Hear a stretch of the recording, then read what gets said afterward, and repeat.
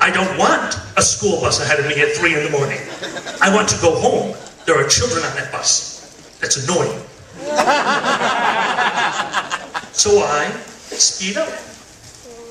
And the school bus speeds up. Now that's dangerous. So you know what? I want that call number. How's my driving? They're speeding up when I'm trying to pass them going, oh, 90. Oh, the bus can do 90, I can go faster, so now we've reached 110.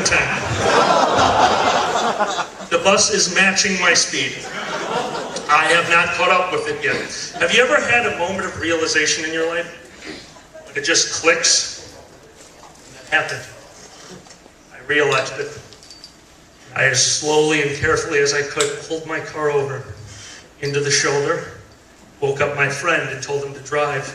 10 minutes later, he thought to ask me, Dan, why did you wake me up? I was having a wonderful dream where you weren't alive. True quote. And I had to explain to him, do you see the road ahead of you? Yes. Do you see the cars ahead of you? No. Do you see the yellow lines in the middle of the road? That's a school bus. And it's matching our pace.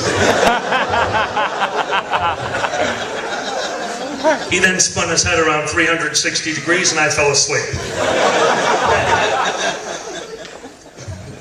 I do these things because, as a lot of you know, I run a LARP, a live-action role-playing game. I am an idiot savant.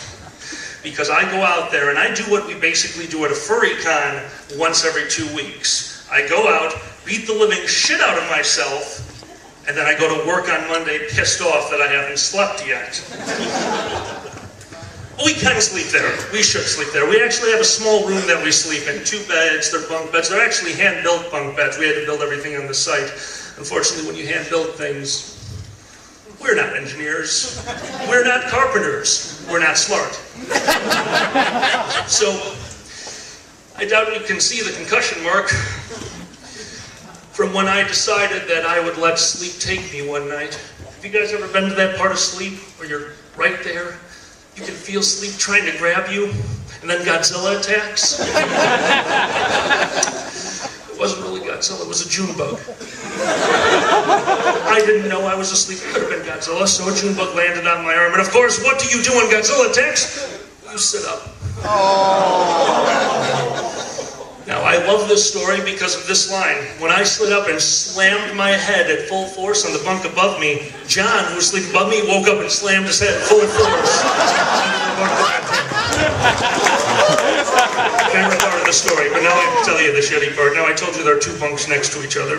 Well, now I have to combat Godzilla. We're at a LARP, I have a sword right next to me. I don't know why.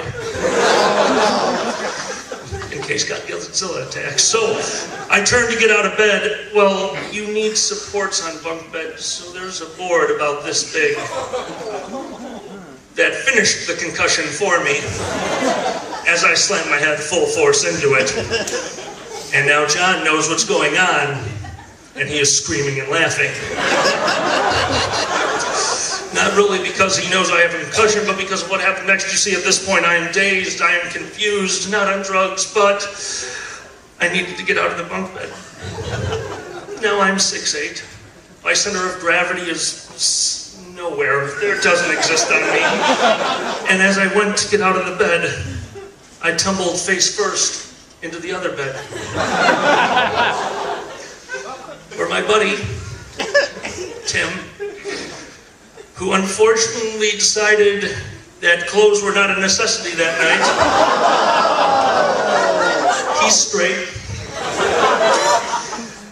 The only way I can describe this is to yell what John yelled. Yes, Dan, Tim's ass is probably the safest place in this room. Burrow, Dan, burrow!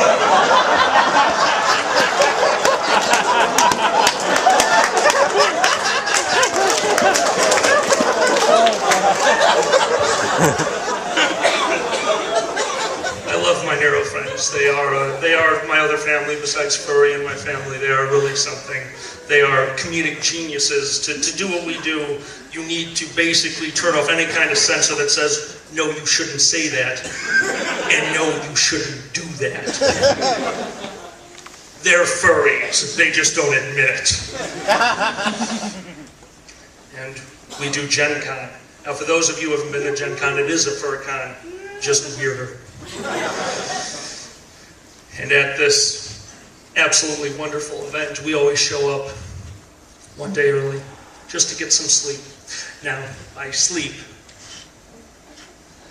I don't mean sleep. So this started with me arriving late. One of my friends in the room, I just saw her. I don't think she saw me. I started sneaking up behind her. Now, let me describe Monica to you. She's 5 foot. She's a lesbian. And she screamed at the top of her lungs, "You startled the witch!" and tackled me. A 5-foot, skinny, little, adorable Monica knocked me on my ass and aggravated the many concussions. So the rest of the night is a blur until it's time to go to sleep, because this is where Jen comes in. Jen is my makeup girl. She does all of the crazy makeup that you can see there. She does it professionally. She's amazing, but she's crazy. I'm weird. She's crazy. You see, she has an aversion to living. Not her, you. And she decided that we needed rules. Now, I'm not a big fan of rules, but I accepted this, but she only had one. This wasn't a bad rule. This wasn't a furry con. I was here with my friends. And right before we went to bed, she goes, "Don't forget, guys, no sex." I'm rooming with a lesbian, my straight friend, my insane makeup artist. This isn't happening. Let's go to bed. It didn't work out well. Because when I laid down, he slept friends to a bed. There's 2 beds, just like we have in this one. And the person laying next to me, falling asleep first, made this noise.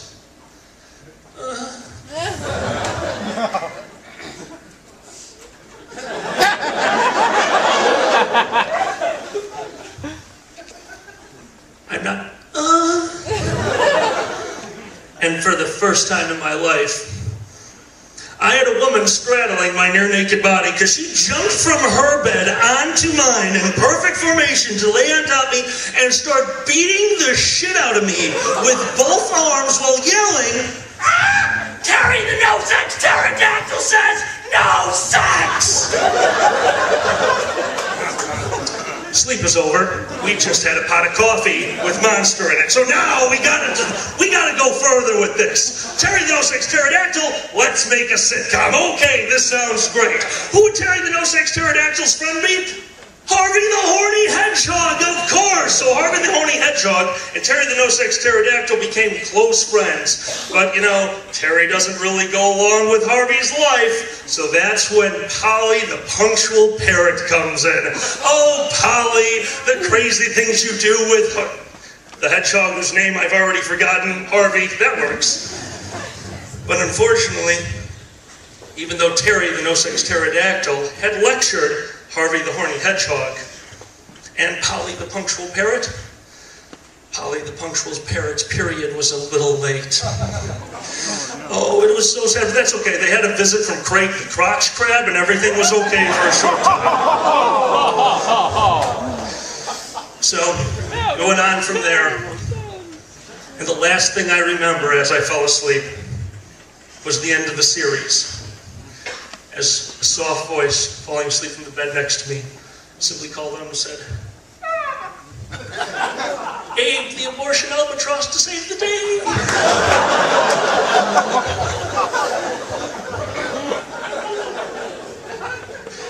I love my friends, and I love being up on stage. However, I would like to give you over to a real comedian, someone who's been doing this for a very long time, someone I have watched do this and have enjoyed thoroughly. Guys, I would like to introduce you to Kage, the crazy cockroach.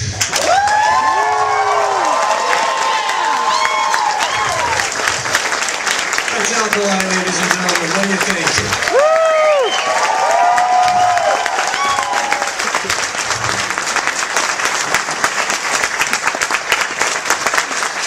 I take credit for that. I discovered him.